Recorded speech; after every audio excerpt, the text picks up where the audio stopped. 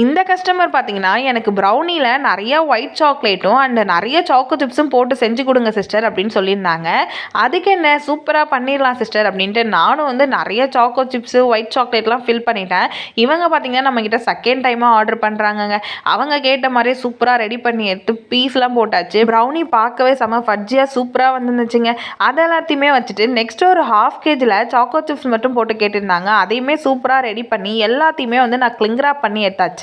And இதை வந்து wait போட்டுக்கலாம் அப்படின்ட்டு நான் வந்து சாக்கோ சிப்ஸ் போட்ட ப்ரௌனியும் வெயிட் போட்டேன். அது வந்து ஒரு 548 கிராம் கிட்ட வந்துச்சு. அதையுமே பேக் பண்ணிவிட்டு நெக்ஸ்ட்டு ஒயிட் சாக்லேட் ஃபில் பண்ண ப்ரௌனியுமே வந்து ஒரு 558 கிராம் கிட்ட வந்துச்சு.